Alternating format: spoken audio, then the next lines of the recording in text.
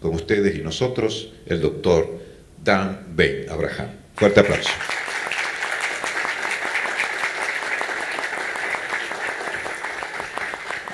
Muchas gracias. Pueden tomar asiento.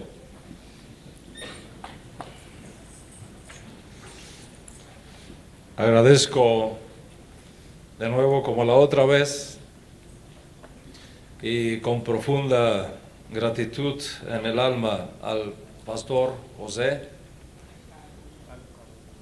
y Carlos y a todo su equipo administrativo por permitirnos de nuevo usar estas instalaciones para esta conferencia. Agradezco al liderazgo de toda la comunidad Benediction local, a todos los miembros de AMI Dominicana, quienes internamente han venido realizando un excelente trabajo para facilitar este evento en tiempo récord.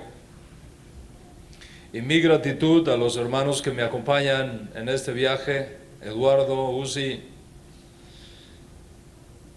todo el equipo de seguridad, de logística, de apoyo, de tomarse el trabajo, de interrumpir sus labores y cotejar su agenda para estar con nosotros en este encuentro. A todos los pastores, pastoras, líderes, por estar aquí en este día. Y a cada uno de ustedes, sin duda, por el esfuerzo de superar las distancias y los horarios para darse cita en esta única conferencia.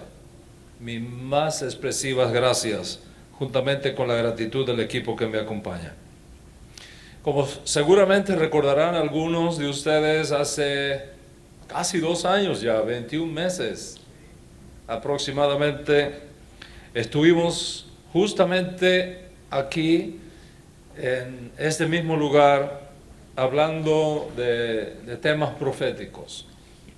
Los que estuvieron presentes en aquella ocasión seguramente habrán podido apreciar que aquellos gruesos asuntos tratados entonces han venido confirmándose día tras día.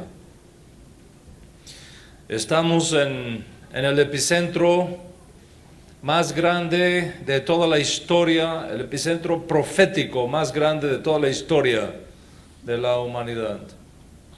El mundo vive momentos trágicos y turbulentos.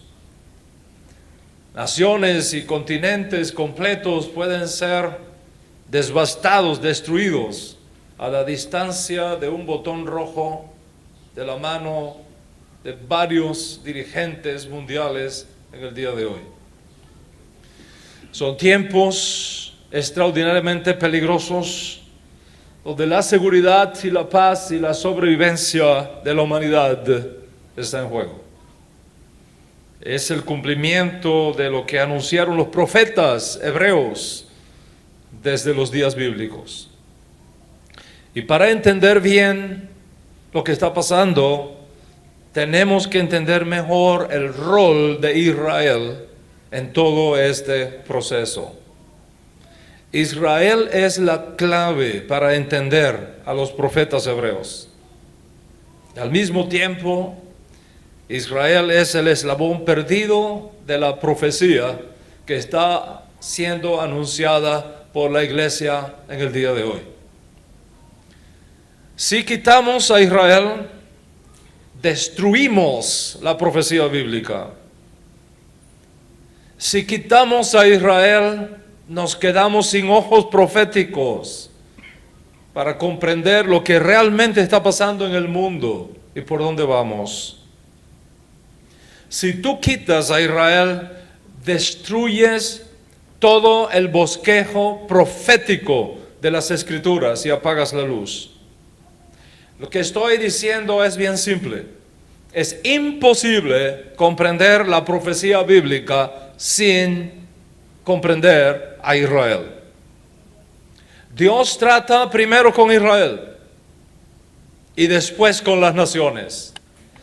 No porque Israel sea superior a las demás naciones, en lo absoluto, simplemente porque ha sido decisión divina escoger a Israel como depositario de la revelación.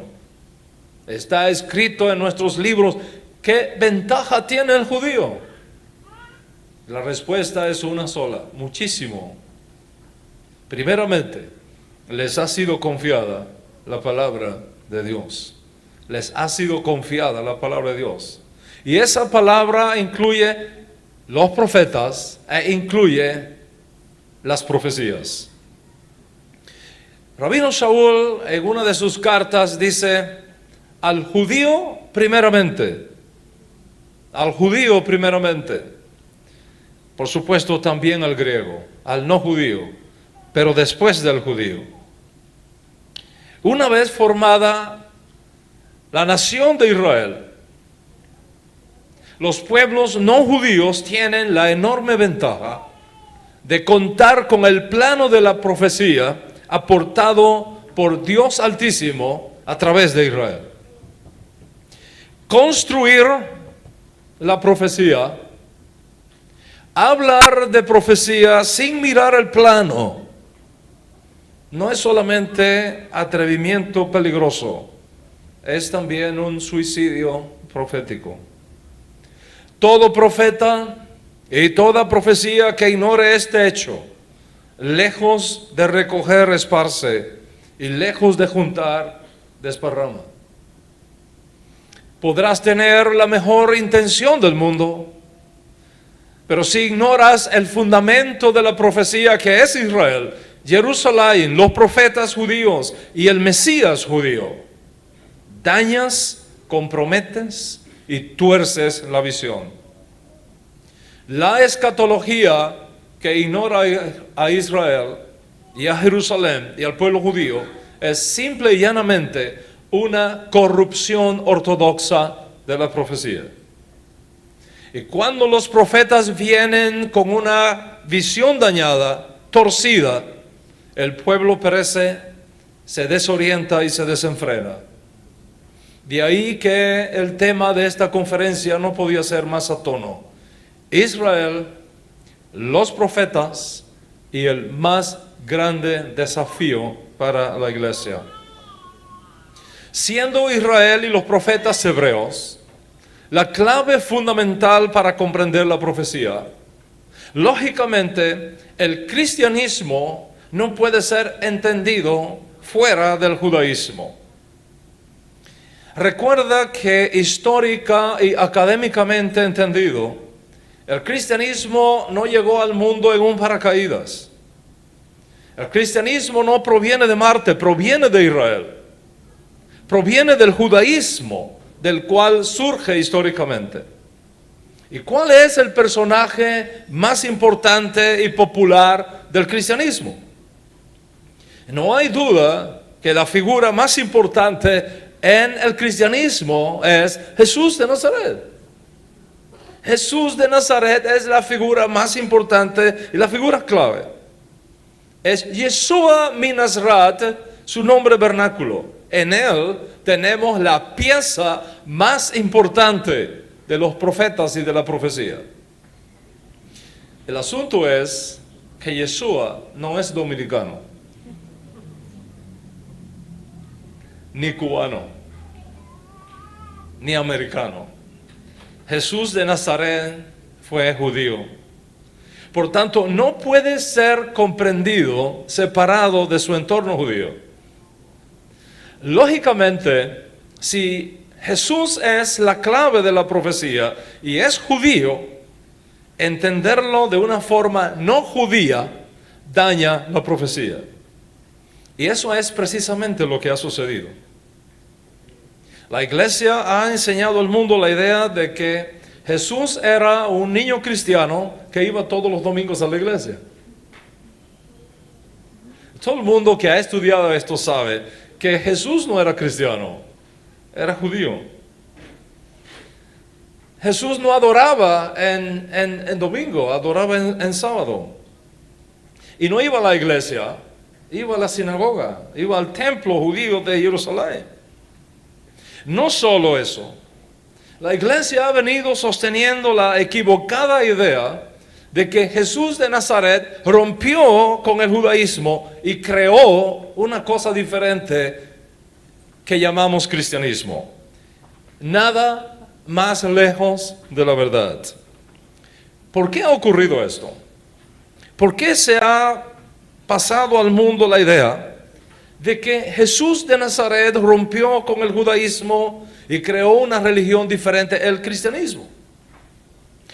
Cruzada Estudiantil y Profesional, una organización paraevangélica que se especializa en el evangelismo persona a persona, tiene una estrategia de comunicación muy interesante. Ellos hacen una encuesta en un lugar y preguntan 3 cosas a los encuestados. Primera pregunta: ¿quién piensas que fue el fundador del judaísmo? Respuestas posibles: Moisés, Jesús o Mahoma. Segunda pregunta: ¿quién piensas que fue el fundador del cristianismo? Respuestas posibles: Moisés, Jesús, Mahoma. Y última pregunta: ¿quién piensas que fue el fundador del islamismo? Respuestas posibles: Moisés, Jesús, Mahoma. Las respuestas correctas, según Cruzada Estudiantil y Profesional, es como sigue: Moisés, el fundador del judaísmo; Jesús, el fundador del cristianismo; Mahoma, el fundador del islamismo. Tanto para la Iglesia Católica, como para Cruzada Estudiantil y Profesional, como para la inmensa mayoría de los teólogos cristianos, no hay duda de que Jesús fue el fundador del cristianismo. Tal declaración es históricamente falsa, académicamente corrupta y éticamente antisemita. Pero ¿cómo ha ocurrido esto? ¿De dónde sale la falsa idea de que Jesús es el creador del cristianismo si en sus días no existían cristianos ni cristianismo? En Israel, donde Yeshua nació, creció, vivió y realizó su servicio a Dios, nunca nadie siquiera lo llamó Cristo. Ni tampoco a sus estudiantes llamaron cristianos. Lo llamaban Yeshua, su nombre vernáculo. Y a sus estudiantes, sus discípulos. Ni Yeshua ni sus discípulos originarios se separaron alguna vez del judaísmo. En el libro de Hechos, capítulo 21, 25 años después de la desaparición física de Yeshua, nos encontramos a Jacob, a Jacobo, o Santiago, el hermano biológico de Yeshua, diciéndole al apóstol Pablo: ya ves, hermano, cuántos millares de judíos hay que han creído y todos son celosos de la ley y de las costumbres. ¿Podemos llamar a eso cristianismo? En ese mismo capítulo nos encontramos a Pablo presentando sacrificios de animales en el templo de Jerusalén, purificándose y haciendo un voto judío delante de los sacerdotes judíos de sus días. ¿Podemos llamar a eso cristianismo? ¿De dónde surge entonces la falsa idea de que Jesús es el creador del cristianismo si en sus días no existían ni cristianos ni cristianismo? Surge de 2 cosas fundamentales. Primero, interpretaciones y ediciones cristianas de documentos e informes judíos sobre Jesús después de la muerte de los apóstoles. Y segundo, surge de los cristianos, es decir, gentiles creyentes en el Mesías judío, que al ver la información de los debates de Yeshua con líderes de su generación, pensaron que Yeshua estaba en contra de ellos y por lo tanto que Yeshua era antijudío y sus discípulos también eran antijudíos. Entonces, si los estudiantes de Jesús fueron antijudíos, ¿de dónde lo aprendieron? Lógicamente de su maestro. Pensaron, lógicamente, Jesús mismo tuvo que ser antijudío también.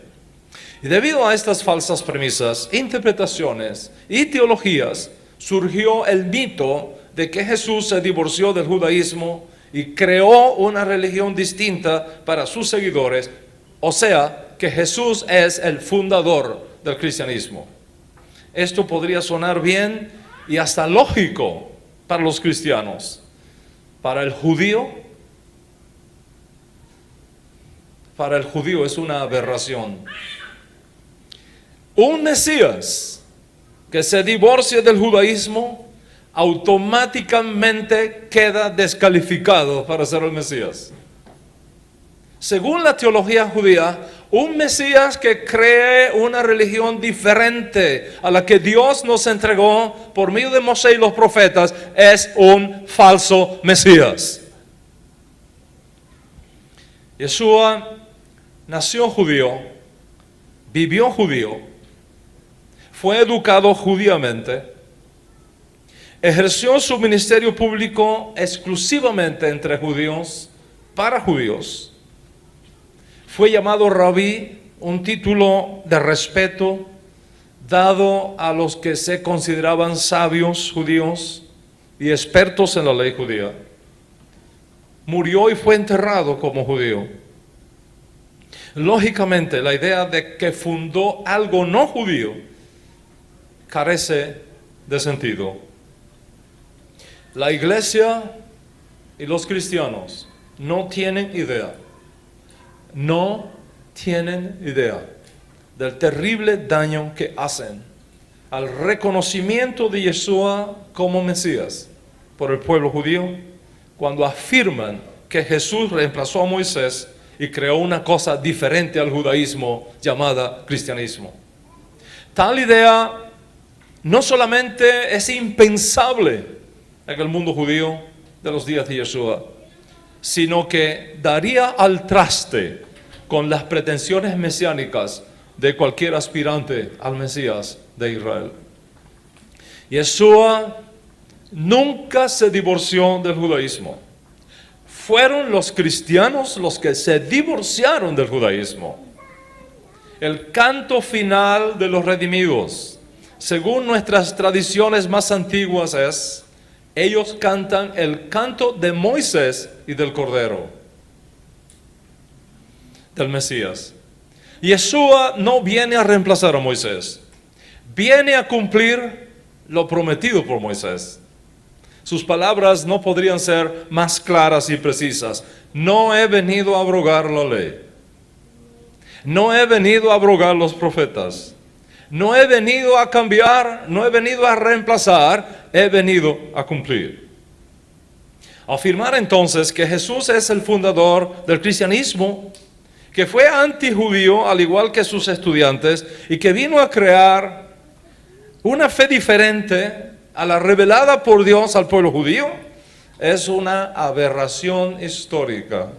Es la creación de un mito que está destruyendo toda posibilidad de que el pueblo judío reconozca a Yeshua como Mashiach. Visto así, una cosa es Yeshua mi Nazaret, nuestro santo maestro, y otra cosa es cómo fue interpretado después por creyentes de origen no judío, con una mentalidad helenista y en un ambiente completamente no judío. Una cosa es lo que Yeshua dijo y otra es lo que se ha interpretado de lo que dijo. El apóstol Pablo ya en sus días temía que surgiera otro evangelio, otro Jesús y otro espíritu. Piensa en eso. Desde los días apostólicos venían ya algunos predicando otro Yeshua. Y si eso pasó en los días de los apóstoles, cuando ellos tuvieron ocasión de salir al encuentro de esas falsas enseñanzas acerca de Yeshua, imagínate qué no habrá pasado después de su muerte. Así que una cosa es lo que los apóstoles originarios enseñaron de Yeshua y otra cosa es lo que los cristianos después de los apóstoles interpretaron de Yeshua. Todo historiador sabe muy bien que cuando se saca un personaje histórico de su realidad histórica, no solo se le corrompe, sino que se crea otro personaje diferente. Si nosotros sacamos a Yeshua de su realidad judía, creamos otra persona diferente. Podría ser muy popular y podría ser muy conocida, pero históricamente inexistente. La judeidad de Yeshua es tan poderosa y es tan intensa que es imposible conocerlo, excepto que lo hagas dentro del judaísmo que lo definió y donde él vivió.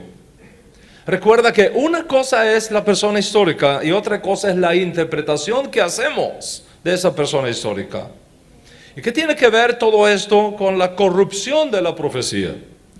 Muchísimo. Piensa lo que está escrito en el libro de Apocalipsis, en el libro de Revelaciones capítulo 9, verso 10. Allí se afirma que el testimonio de Jesús es el espíritu de la profecía. El testimonio de Yeshua es el espíritu de la profecía. ¿Puede una persona ser persona sin el espíritu? La carne para nada aprovecha. El espíritu es el que da vida. La forma está ahí. Si tú quitas el espíritu, lo único que nos queda es una momia. Y puedes ver la forma, pero la esencia se fue, la vida se fue, el espíritu se fue. Entonces, si el testimonio de Yeshua es la vida de la profecía, es el mensaje de la profecía, es la esencia de la profecía. Si el testimonio de Yeshua es el mensaje que da aliento a la profecía y lo quitamos, la profecía se daña. Si Yeshua es el espíritu de la profecía, entonces un esfuerzo intelectual y académico es requerido para que nuestro acercamiento a Yeshua excluya cualquier mentalidad que no esté en línea con la realidad histórica y judía de Yeshua. Lo que estoy diciéndote es lo siguiente: cualquier cosa equivocada que digamos y cualquier cosa equivocada que enseñemos de Yeshua daña la profecía, porque Él es el espíritu de la profecía. ¿Qué sucede entonces? Piensa en esto. Yeshua vivió dentro de lo que académicamente conocemos como judaísmo del segundo templo. Es decir, todo el judaísmo que se da en Israel desde la construcción del primer templo aproximadamente 516 antes de Yeshua hasta la destrucción de ese templo en el año 70 después de Yeshua, aproximadamente 6 siglos. Todo lo que sucedió en Israel para ese tiempo lo conocemos como el judaísmo del segundo templo. Tú no puedes comprender la realidad histórica y teológica de Yeshua sacándolo de ahí. El único lugar y el único pueblo y la única cultura a la que él pertenece. La observación que hizo el maestro de las leyes bíblicas, de los festivales bíblicos, del Shabbat, del templo, de la sinagoga, del hogar, de la familia judía, no podía ser más judía. Sus encuentros con otros rabinos y sus debates con diferentes líderes de las diferentes escuelas judías de sus días sobre temas jurídicos, proféticos y especialmente cómo sería la mejor manera de entender, guardar y cumplir la ley de Moisés, lo hace un judío entre judíos. Verlo fuera de esa realidad y sacarlo de ahí es crear otro Yeshua. El entendimiento de que Yeshua violó la ley de Moisés o que arremetió contra los profetas y se divorció del judaísmo y creó una religión distinta a la que él mismo recibió, la que lo formó a él como persona y dentro del cual vivió toda su vida, es impensable. Es impensable. Es una corrupción con un impacto desastroso en la profecía. Una mirada cuidadosa a los evangelios canónicos demuestra, más allá de cualquier duda razonable, que en ningún momento Yeshua violó uno solo de los mandamientos de la Torá que aplicaran a él como persona, como varón judío. La información de que Yeshua violó el Shabbat o las leyes dietéticas judías, haciendo todos los alimentos limpios, es una interpretación cristiana posterior. Es una edición posterior dentro de los evangelios, no la enseñanza de Yeshua o de sus estudiantes originarios. ¿Por qué estas interpretaciones equivocadas surgen?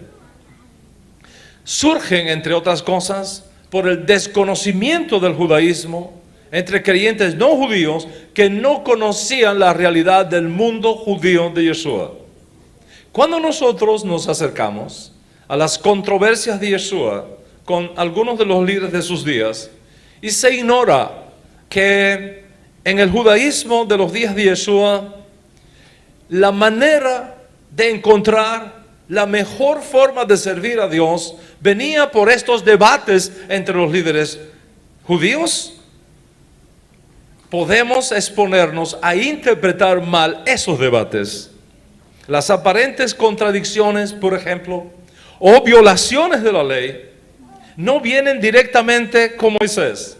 No tratan para nada acerca de Moisés, sino de interpretaciones de algunas escuelas judías sobre Moisés que había en sus días. Y era típico dentro del judaísmo pluralista y sofisticado, expandible de los días de Yeshua. Basta recordar que entre los dos más grandes rabinos de la generación previa a Yeshua, Shammai y Hillel, existían 350 diferencias acerca de cómo debía aplicarse la ley de Moisés. Lo que Shammai permitía, Hillel lo prohibía. Y lo que Hillel prohibía, Shammai lo permitía. Visto así, si a un discípulo del primero venía alguien haciendo algo, o veía a alguien que estaba haciendo algo que no estaba en línea con la enseñanza de su maestro, no dudaría en afirmar: estás haciendo algo ilícito. Como fue el caso, por ejemplo, de la acusación de algunos judíos contra los discípulos de Yeshua en relación con tomar espigas de trigo en Shabbat, frotarlas con las manos y comerlas. Por supuesto, la acusación no fue contra Yeshua, sino contra sus estudiantes, pero revela cómo esas controversias eran alrededor de la ley, de la interpretación de la ley, no acerca directamente de la ley.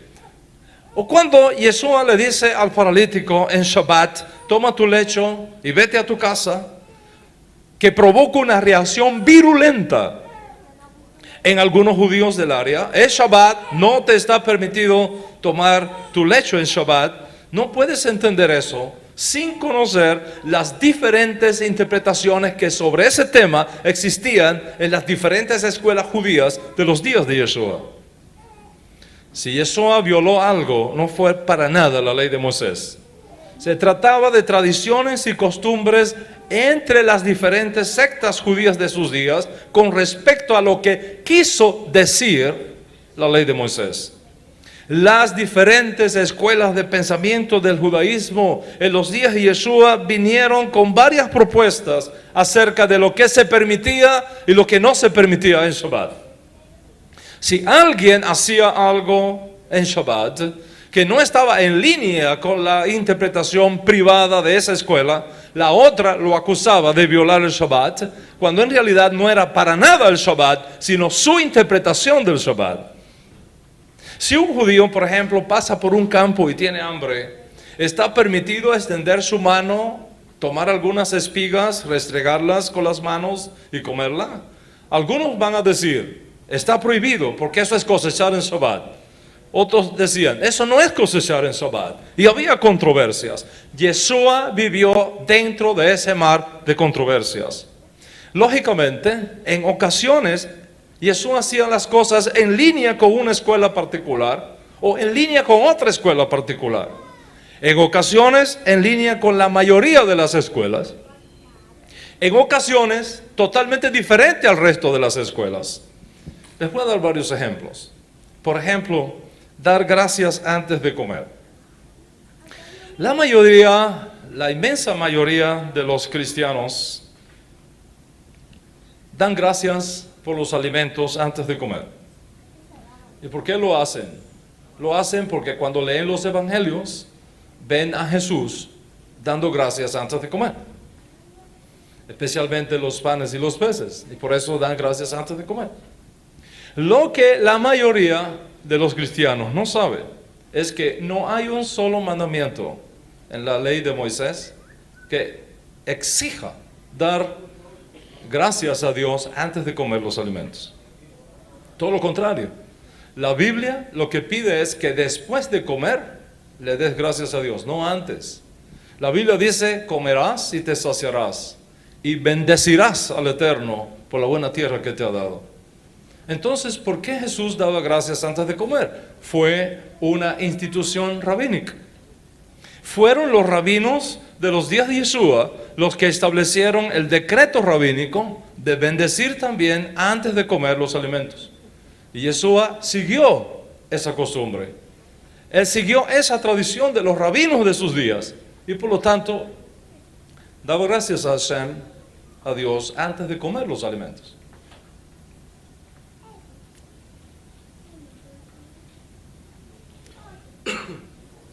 No porque fuera un mandamiento de la Torá, era una costumbre. Piensa en la Pascua. En otras ocasiones, Yeshua prefería una interpretación a otra interpretación. Por ejemplo, tanto Mateo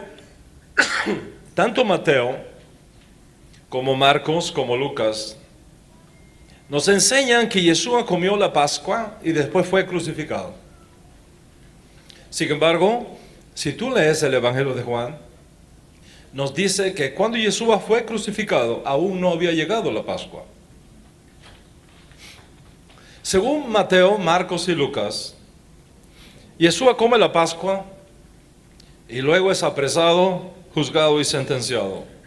Según Juan, cuando Yeshua es apresado y sentenciado, aún no había llegado la Pascua. ¿Cómo resuelves esta evidente contradicción dentro de los evangelios canónicos? Si no conoces cómo era el judaísmo de los días de Yeshua, nunca vas a obtener una respuesta. Piensa en la maldición de la higuera. Yeshua maldijo una higuera y al otro día amaneció completamente seca. Sin embargo, la Torá, la ley de Moisés, en Deuteronomio capítulo 20, 19, prohíbe destruir los árboles. Está prohibido por la Torá destruir los árboles frutales, ni siquiera en tiempo de guerra. Yeshua destruyó un árbol frutal en tiempos de paz. Si en tiempos de guerra está prohibido, más prohibido todavía en tiempos de paz. Sin embargo, nosotros no encontramos a ningún rabino ni a ningún líder de Israel criticando a Yeshua por eso. Porque si no conocemos cómo era el judaísmo de los días de Yeshua, no podemos entender por qué Yeshua hizo lo que hizo. Piensa en la Santa Cena. La iglesia tiene la Santa Cena en la iglesia católica todos los domingos y a veces todos los días. Y en las iglesias evangélicas y protestantes normalmente el primer domingo de cada mes. La iglesia tiene la Santa Cena con un pedacito de pan y un vasito de vino, jugo de uvas. Todo esto supuestamente tomado de la última cena del Maestro. Sin embargo, si tú vas a los evangelios y los lees bien, Yeshua no bebió una sola copa, bebió varias copas de vino. Y no comió un solo pedacito de pan, comió muchísimo pan esa noche.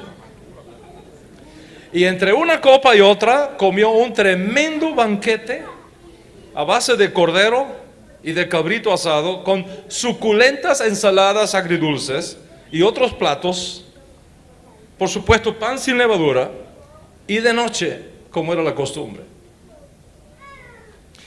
Ahora tienes el cuadro mural de la última cena de un extraordinario pintor cristiano, Leonardo da Vinci del siglo XV.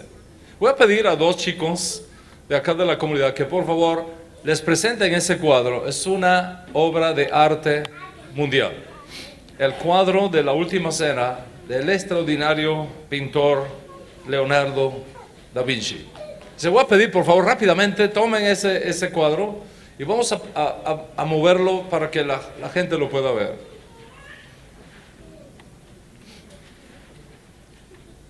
Tómelo uno por una. Ok, muéstrenlo a todos.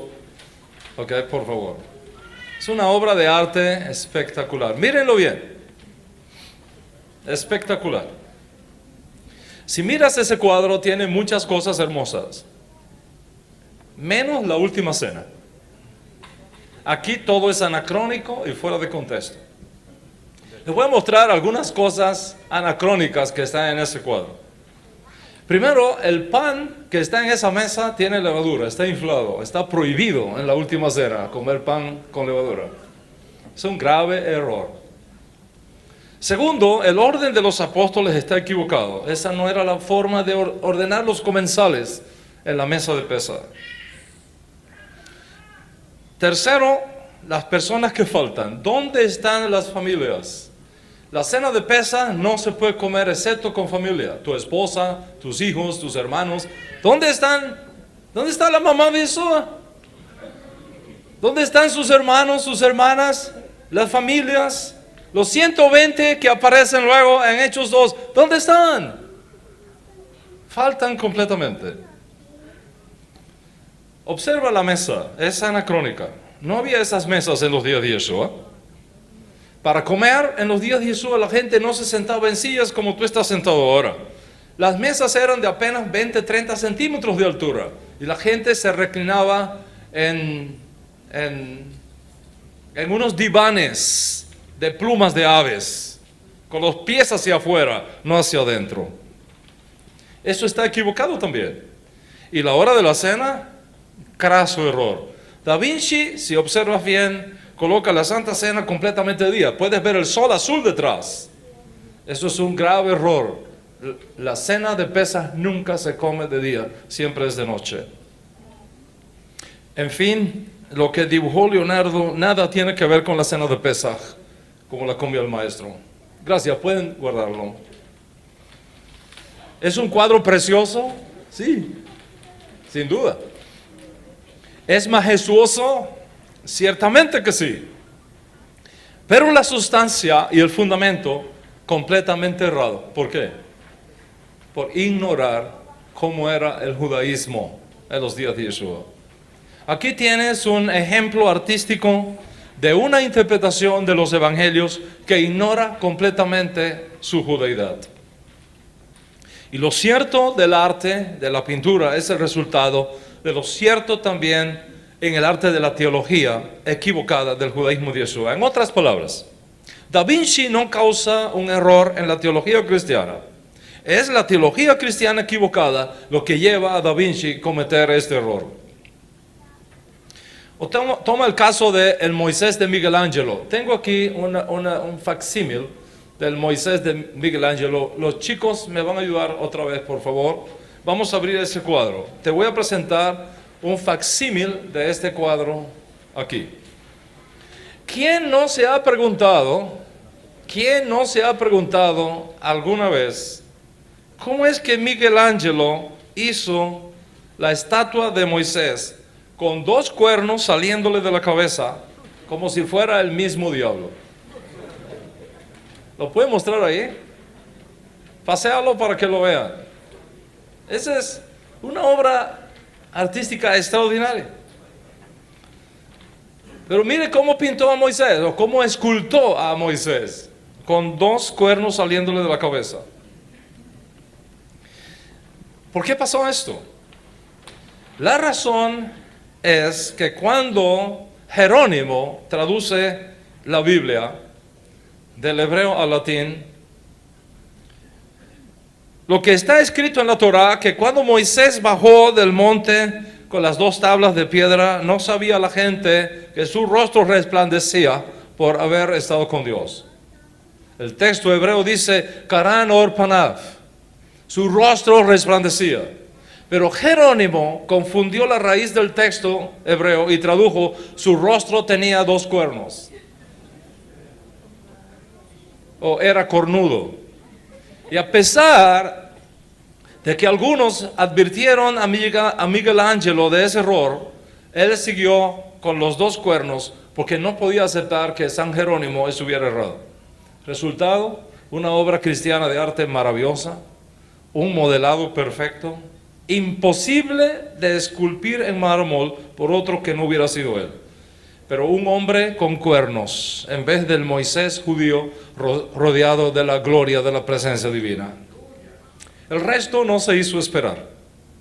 Fue cuestión de tiempo cuando la iconografía popular, el judaísmo, es caricaturizado muchas veces con un judío con rabo y cuernos, o un judío como un puerco, como si fuera un diablo. En otras palabras, se vende al mundo la idea de que el judío se parece más a los animales y al diablo que a los seres humanos. Ahí tienes otro ejemplo artístico de una interpretación de la Escritura que ignora la judaidad de ese escenario bíblico por un grave error de traducción. Gracias. Recuerda, lo que es cierto del arte de la pintura es el resultado de lo cierto en el arte de la teología equivocada del judaísmo, de Yeshua, de sus estudiantes judíos y de la Biblia judía en general. En otras palabras, Miguel Ángelo no causa un error en la teología cristiana. Es la teología cristiana equivocada de un texto lo que llevó al error de Miguel Ángelo. Y eso es lo que resulta cuando ignoramos que Moisés fue judío, que la Biblia es una antología de libros judíos, que Yeshua fue judío, que nunca dejó el judaísmo y que nunca creó tal cosa como lo que ahora conocemos como cristianismo. Ahora, esto no solo pasó con Da Vinci, esto no solo pasó con Miguel Ángelo, pasó con otros. Y a la verdad, ellos no son los creadores del problema, ellos son los síntomas, no la raíz del problema. Ellos son el efecto, no la causa. La raíz viene de atrás. La raíz viene de los días embrionarios del protocristianismo de fines del primer siglo, hasta que finalmente nace la criatura que los padres de la iglesia llamaron cristianismo. A saber, San Ignacio, San Germas, San Orígenes, San Eusebio, San Atanasio, San Basilio, San Gregorio, San Juan Crisóstomo, San Teodoreto, San Cirilo, San Juan Damasceno, San Agustín de Hipona, etc. Lo que estoy tratando de enfatizar es que al separarse de su raíz judía, la iglesia perdió su rumbo profético, perdió su esencia hebrea, perdió su verdadera identidad. Y ahora, pretendiendo ser una cosa, no sabe qué es otra. ¿Y cuándo esto sucede? No de un día para otro, por supuesto.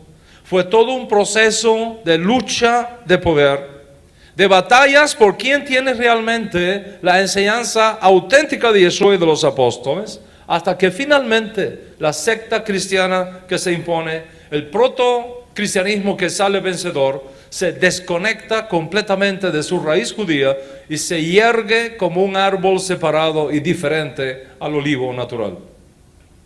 Y al desconectarse del olivo natural y plantarse un olivo diferente, comienzan a darse interpretaciones erradas que llevaron a cambios y luego otros cambios y más cambios hasta que surge una religión completamente diferente y divorciada de su raíz hebrea. Los cristianos que vinieron después, incluyendo la mayoría de nuestras naciones iberoamericanas, y que nacieron dentro de esta interpretación e identidad divorciada de su raíz hebrea, la reciben pasivamente en su cultura cristiana particular en que nacen, la perpetúan a sus hijos, y eso es lo que tenemos ahora, pero al principio no fue así. Es por eso que la mayoría de las enseñanzas proféticas que provienen de estos cambios no representan ni la enseñanza de los profetas hebreos, ni la enseñanza de Yeshua, ni la enseñanza de los apóstoles o emisarios judíos de Yeshua, sino una plataforma profética descarrilada y confusa. Representan la interpretación particular de creyentes no judíos que erraron a la hora de interpretar las palabras de Yeshua, dadas en un entorno judío, repleta de conceptos judíos, y que por ignorarlos no transmitieron necesariamente sus dichos, más bien los editaron y lógicamente corrompieron su enseñanza. Y con una enseñanza corrupta, la profecía se corrompe también. Muchos de los manuscritos del Nuevo Testamento que ahora tenemos muestran ediciones, adiciones, sustracciones e interpretaciones posteriores hechas en nombre de los apóstoles para justificar su divorcio de su raíz hebrea, cuando en realidad los apóstoles no escribieron ni enseñaron eso. Ya para los días del apóstol Pablo hubo algunos líderes cristianos que en su afán de establecerse como casa propia escribían cartas como si fueran de Pablo o de cualquier otro apóstol, incluyendo del propio Yeshua, para transmitir no las ideas judías de los apóstoles o de Pablo, sino sus propias ideas helenistas y sus propias interpretaciones romanas. Las escribían y las enseñaban como si fuera de un apóstol, solo para ganar autoridad e imponer su punto de vista sobre la gente, que no tenían puntos de referencia para decidir, porque no eran judíos, si esas enseñanzas venían o no de los apóstoles.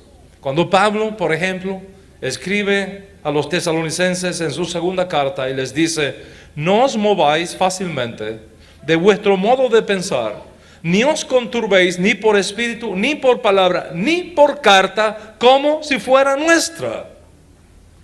Ni por carta, como si fuera nuestra. Revela cómo ya en sus propios días la manipulación y la corrupción de las enseñanzas de Yeshua y de los apóstoles y del propio apóstol Pablo estaba presente. Piensa, por ejemplo, en la carta a los Gálatas. Al final de la misma, el apóstol Pablo añade una nota personal, de su puño y letra, como decimos hoy. ¿Para qué? Para que sus destinatarios supieran que él era el autor de esa carta, que él era responsable de esa carta, de la enseñanza de esa carta. Y de esa manera, los que recibían la carta tuvieron la confianza y seguridad de que venía del apóstol Pablo. ¿Por qué tuvo Pablo que hacer eso? Lógicamente, porque circulaban falsas cartas y falsas enseñanzas en su nombre.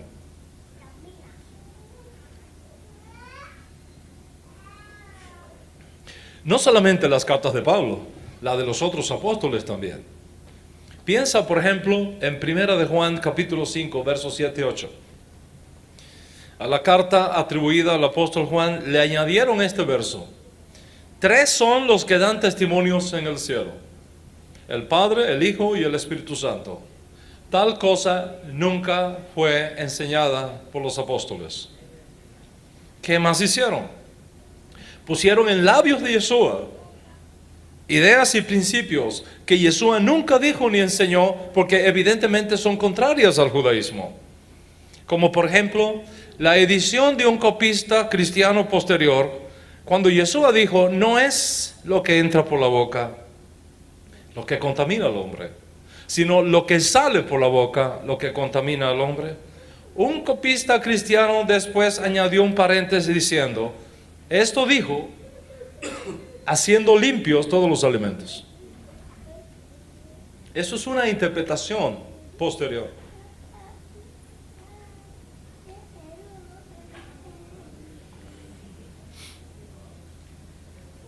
Piensa en 1 de Timoteo 3:16. Les voy a leer cómo está escrito 1 de Timoteo 3:16 en el Textus Receptus. Dice así: y sin contradicción, grande es el misterio de la piedad. Dios ha sido manifestado en carne, justificado en el Espíritu, visto de los ángeles, predicado a los gentiles, creído en el mundo, recibido en gloria. ¿Esto es realmente lo que Pablo escribió? Vamos a explicar algo acá. Los copistas antiguos del Nuevo Testamento tenían la costumbre de abreviar ciertas palabras para ahorrar espacio. Recuerde que en aquella época el papel era extremadamente escaso y extremadamente costoso. Mientras más se pudiera ahorrar, mejor. Ellos tenían la costumbre de abreviar ciertas palabras para ahorrar espacio. La palabra griega para kai, que se repite mucho y que es una conjunción que se traduce como y, ellos no escribían kai, ponían una K solamente, con una marquita encima para que se supiera que era kai. De esa manera se ahorraban dos espacios. Y lo mismo hacían con los nombres sagrados de Dios, Señor, Espíritu, Cristo, por ejemplo. Estas palabras eran abreviadas porque ocurren muchas veces en el texto. Sin embargo, estas palabras abreviadas se volvían un problema para los copistas posteriores que erraban tomando una abreviatura por otra y leyendo varias abreviaturas como una sola palabra. Hay ejemplos muchísimos de eso. En el caso de 1 de Timoteo, capítulo 3, verso 16, el textus receptus traduce: Dios ha sido manifestado en carne. Dios, en el griego de esta carta, es Theos. Y los escribas lo abreviaban con dos letras griegas, teta y sigma, y le ponían una marquita encima, para subrayar, para indicar que es una abreviatura para Theos. En otros manuscritos, no obstante, como es el caso del Códice Alejandrino, en vez de tener este versículo, la abreviatura de teta y sigma para Theos, tiene omicron y sigma para Theos. Y en este caso no tiene nada que ver con Theos. De esta manera, el manuscrito no dice Dios ha sido manifestado en carne. El manuscrito dice ¿quién ha sido manifestado en carne? Eso cambia la teología del texto completamente. Porque según el Códice Alejandrino del siglo XV, no es Dios el que se manifiesta en carne, es el Mesías el que se manifiesta en carne. Entonces el manuscrito alejandrino traduce, o el Códice Alejandrino traduce: indiscutiblemente grande es el misterio de la piedad, Él fue manifestado en la carne. Reina Valera, que sigue el textus receptus, traduce: y sin contradicción, grande es el misterio de la piedad, Dios ha sido manifestado en carne. Es una gran diferencia. No es lo mismo decir Dios manifestado en carne a decir quién fue manifestado en carne, hablando del Mesías. De esta manera, los escribas que tenían acceso a los manuscritos antiguos cambiaban aquí y allá el texto, bien para enriquecerlo, bien para corregir lo que ellos consideraban era un error del texto que estaban copiando, bien para armonizar contradicciones. Lo más importante, hacían cambio para perpetuar su propia tradición teológica, su propia interpretación del texto. ¿Por qué razón los creyentes provenientes del mundo greco-romano fueron tan inconsecuentes y tan poco cuidadosos a la hora de tratar con los escritos apostólicos? La razón es cultural. Para la gente del siglo XXI, para nosotros, acostumbrados a tener libros, a leer y escribir, puede resultar traumático saber que en la cuenca del Mediterráneo, donde funcionaba la cultura greco-romana, el paganismo, las religiones politeístas, para ellos los libros no tenían la mayor importancia social, no tenían mayor valor práctico, por dos razones fundamentales. Primero, 90-95% de esa población era analfabeta. No sabían leer, no sabían escribir. Para escuchar algo tenían que asistir a un lugar público donde alguien que sabía leer leía en voz alta para todos. El analfabetismo era tan agudo que una persona que supiera solo escribir su nombre se consideraba una persona culta. Lógicamente, si el 5 o el 10% solamente eran los que podían leer y escribir, ellos eran los que dominaban la mente de la mayoría, porque como siempre sucede, la incultura trae pobreza, explotación y opresión. en una sociedad donde la gente no sabía leer, en una sociedad donde la gente no sabía escribir, todo se guardaba en la memoria, con los riesgos que la memoria tiene de contar las cosas como no son, añadiendo o quitando. Y esa es la primera razón por la cual los libros no eran relevantes para ellos. Y segundo, la religión de la cuenca del Mediterráneo, la religión del imperio era el politeísmo. Y el politeísmo no estaba para nada interesado en escribir. La función de ellos, la vida de ellos era simplemente honrar a los dioses a través de ritos, a través de sacrificios para ganarse su favor. El politeísmo no tenía libros de ética, de conducta, de principios, de valores que mejoraran la humanidad del hombre. Por lo tanto, el politeísmo no requería libros para enseñar a la gente doctrinas o creencias que ellos debían recibir, aceptar y pasar a sus hijos. Cada cual vivía a su manera. Cuando los judíos creyentes en Yeshua llevan el mensaje de la redención al mundo no judío, los grandes valores de la ética judía, de la teología judía y de la conducta judía chocaron con la cultura pagana libertina del imperio y lógicamente comienza un proceso de reingeniería cultural, de enseñar a toda esa gente politeísta que hay un solo Dios, que hay un solo Redentor, que hay una sola fe, que hay una sola manera de vivir como hijos de la luz. Y a pesar de que Pablo estaba en un lugar por 1 año, por 2 años, y dejaba luego un líder al frente de las nuevas comunidades emergentes que se formaban, de cuando en cuando se levantaban serios problemas internos, problemas de conducta, de relaciones entre miembros inapropiadas, de relaciones entre diferentes sexos prohibidas en el judaísmo, inmoralidad sexual, al extremo de que algunos vivían con las esposas de sus padres, además falsos maestros y falsos apóstoles. Cuando el asunto llegaba a oídos de los apóstoles originarios, enviaban cartas y enviaban emisarios para corregir esas conductas erradas, para reencajilar a las comunidades. Y entonces se usaban copistas para copiar y reenviar debido a la crisis de papel de la época y a los pocos que podían escribir y leer, que no era fácil aquel proceso. Para complicar más las cosas, los escritos griegos antiguos no usaban marcas de ortografía como nosotros hoy día.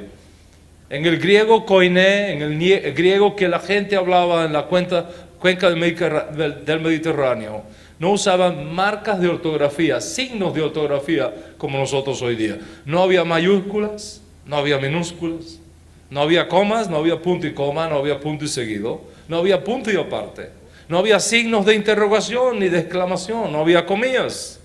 Peor aún, no había separación de palabras. Todo se escribía unido de una punta a la otra. Eso es lo que se llama scripto continua. Claramente hacía muy difícil y leer y mucho más difícil copiar. Una frase podía interpretarse como significando una cosa, otra una cosa diferente, dependiendo dónde el que escribía quería poner el énfasis. Tenemos, por ejemplo, el testimonio de un documento antiguo, conocido como el Pastor de Hermas, hacia fines del primer siglo y principios del segundo, donde él confiesa que está copiando un documento lo mejor que puede y dice estas palabras: no sé leer entre sílabas. No sé leer entre sílabas. Y él era el que estaba haciendo la copia. No podía leer fluentemente lo que decía el texto. Lógicamente, las posibilidades de interpretar incorrectamente o de copiar incorrectamente se multiplicaron y errores ocurrían. Es imposible evitarlos entre seres humanos, máxime en aquella generación con tanto retraso. Incluso escribas competentes en ocasiones hicieron cambios en el texto porque ellos simplemente suponían que debían ser cambiados. Tal vez para corregir un error evidente que encontraron, o alguna contradicción, o simplemente para enfatizar una doctrina que ellos sostenían. Así que, aparte de los cambios no intencionales, producto de nuestra humana debilidad, hubo cambios intencionales para afirmar cierta teología del grupo que hacía las copias. Ya vimos el caso de Teta y Sigma, mientras que otro manuscrito tenemos Omicron y Sigma. Quiero mostrarles muchísimos casos de esto, pero voy a tratar uno que ustedes conocen muy bien, la mujer sorprendida en adulterio. Piensa en esta bella historia de la mujer sorprendida en adulterio. El que esté sin pecado, que lance la primera piedra contra ella. Magnífica narrativa que ha sido llevada incluso a las películas de Hollywood. No obstante esta popularidad, esta historia solo aparece en los manuscritos tardíos del Evangelio de Juan. En los manuscritos más antiguos no aparece. Si un manuscrito, digamos del siglo IV, no aparece, y un manuscrito en el siglo VI sí aparece, ¿qué piensas que es la historia real? Eso es exactamente lo que tenemos. No aparece en los mejores y más antiguos manuscritos. Además de esto, la narrativa de la mujer sorprendida en adulterio está llena de problemas. Claro, a una persona no judía que no conoce judaísmo, cuando lee esta historia no ve nada anormal.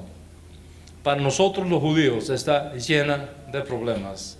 Es la historia, una de las historias más antijudías que tenemos en los evangelios. Para comenzar, la narrativa dice que los acusados traen a la mujer ante el maestro y le dicen: la hemos sorprendido en el acto mismo de adulterio. Es decir, la tomaron, como decimos acá, con la masa en la mano, haciendo un acto sexual prohibido. Y la traen al maestro. Esta es la primera sospecha de que quien escribió esto no conoce judaísmo, porque el judaísmo enseña que en casos así ambos, hombres y mujeres, tienen que ser traídos delante del tribunal. Levítico 20:10 dice: si un hombre comete adulterio con la mujer de su prójimo, el adúltero y la adúltera indefectiblemente serán muertos. ¿Dónde está el hombre? ¿Por qué lo dejaron fuera? Ambos merecen la pena capital. ¿Por qué solo la mujer? Por otro lado, ¿cómo podría Yeshua ordenar que la mujer se vaya libre cuando la ley de Moisés no permite tal cosa? Está claro que el escriba cristiano que escribió esto, primero, no conoce el judaísmo, no conoce lo que dice la ley, y segundo, presenta a Yeshua como uno que viola la ley de Moisés, como uno que viene a cambiar lo que Moisés dejó. Y con otras palabras, se pasa la idea de que venido el Mesías, ya Moisés terminó, la ley se acabó y ahora tenemos una nueva dispensación. Esto no formó nunca parte del texto original de Juan. Fue añadido después y lo sabemos por muchísimas razones. Gracias a Dios, las sociedades bíblicas están tomando serio partido en esto. Y hoy día las nuevas versiones que están saliendo al público traen esta corrección. La pregunta es, si alguno de estos textos fue parte del original, ¿por qué no aparece en los manuscritos más antiguos? Y si algunos de estos textos fue parte del original, ¿por qué vamos a seguirlos publicando? ¿Qué piensas que podría pasar si construimos doctrinas y teologías sobre textos manipulados y editados?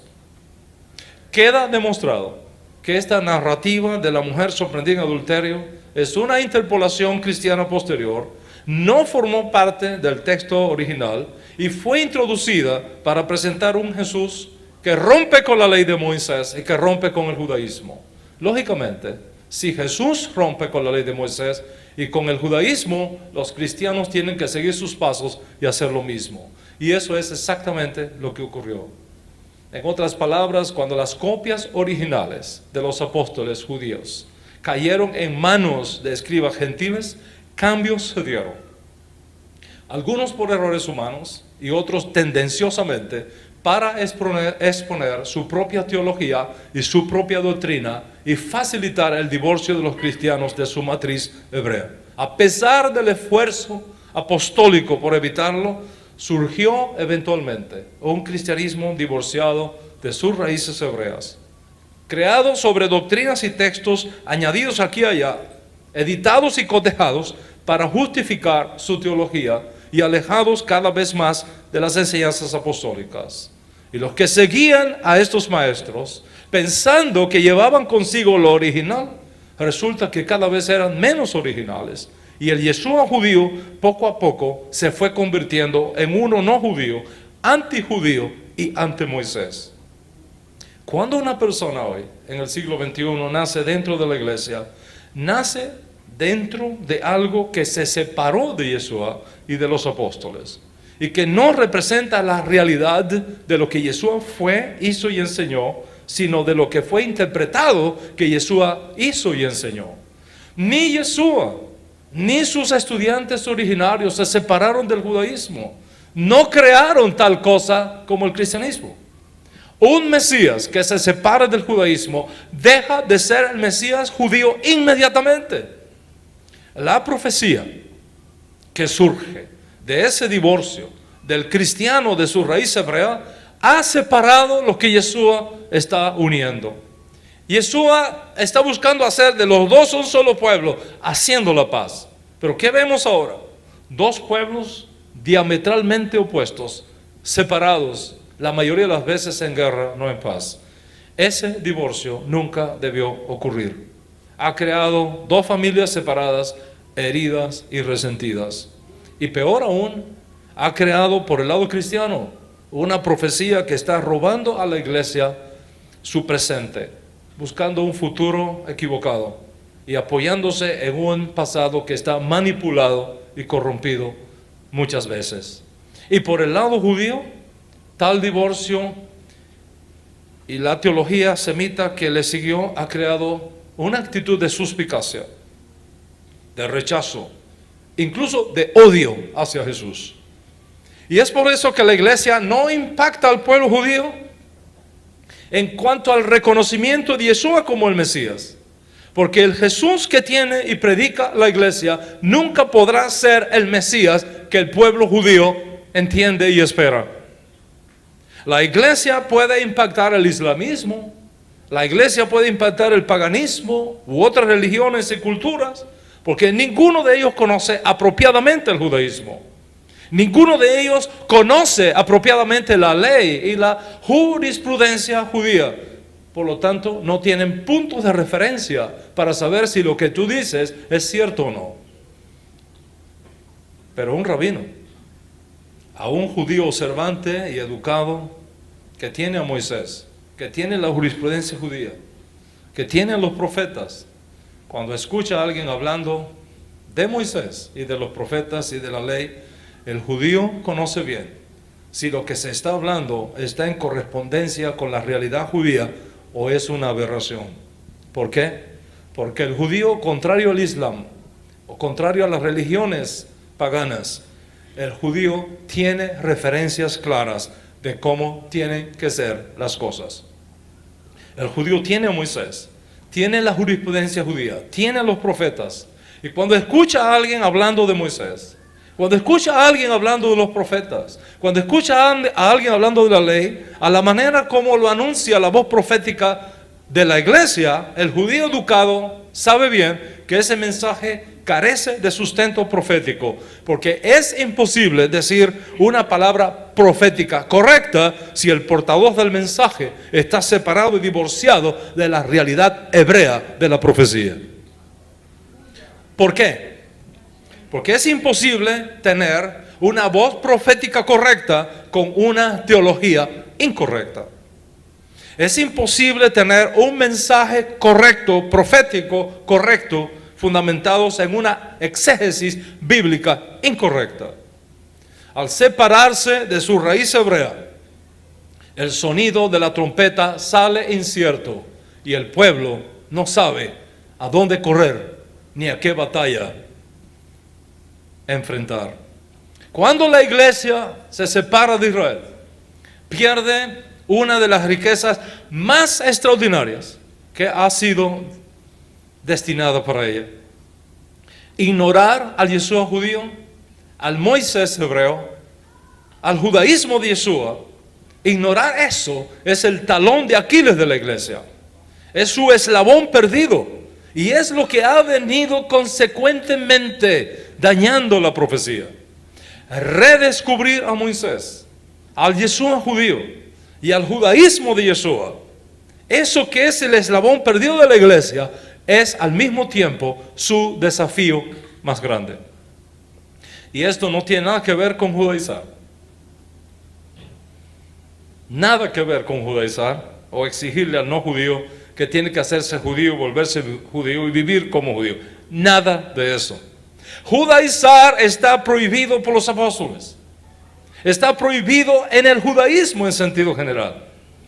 Cuando hablamos de redescubrir a Moisés y al Yeshua judío y al judaísmo de Yeshua, queremos indicar redescubrir la rica savia del olivo natural que nutre no solo las ramas injertadas provenientes del olivo silvestre, sino también a todo el pueblo de Israel. Significa redescubrir la exégesis bíblica judía de las escrituras, de los profetas, de Yeshua, de sus estudiantes, sin sacarlos de su realidad judía que les da sentido y propósito. No hay necesidad,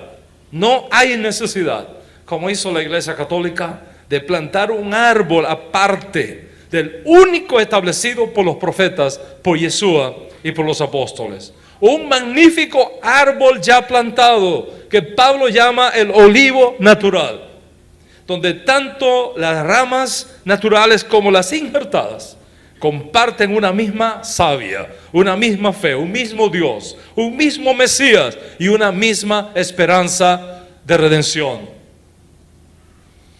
Y sobre esta base es que decimos dos cosas fundamentales. Primero, que al ignorar al Yeshua judío, al Moisés hebreo, al judaísmo de Yeshua, creamos una tremenda debilidad que ha dañado la profecía. Redescubrir a Moisés, al Yeshua judío y al judaísmo de Yeshua es el desafío más grande. No solo ignorar al Yeshua judío, al Moisés hebreo y al judaísmo de Yeshua, es el eslabón perdido y el talón de Aquiles más grande. Es lo que más ha dañado a la profecía. El daño causado a la profecía. Peor aún, el daño que ha causado el testimonio de la iglesia con ese tipo de profecía al pueblo judío. Es aquí donde está el desafío más grande de la iglesia del siglo XXI. ¿Cómo puede la iglesia provocar a celos al pueblo judío con todas estas ideas, conceptos y actitudes antijudías en su teología? ¿Cómo puede la iglesia trazar bien la palabra profética si el fundamento de la profecía gira alrededor de Israel en el mapa profético y la iglesia ha desplazado a Israel y se ha colocado ella en su lugar como el epicentro de la profecía? ¿Qué ve un rabino cuando ve a la iglesia hablando de Jesús? ¿A qué es provocado? ¿A celos o a rechazo? ¿Acercamiento o alejamiento? ¿Cuáles son los pasos que tenemos que dar para sanar esta brecha? ¿Qué puedes hacer tú para ser parte del proceso de curación teológica, cultural, política y espiritual entre la iglesia y la sinagoga, entre la iglesia y el pueblo escogido de Dios? ¿Qué bendición puedes recibir hoy para combatir la maldición que opera en la profecía equivocada que está descarrilando el mensaje de la iglesia? Eso es exactamente lo que vamos a tratar en la segunda parte de la conferencia, que no te la puedes perder por nada. Vamos a hacer un receso de unos minutos y cuando escuches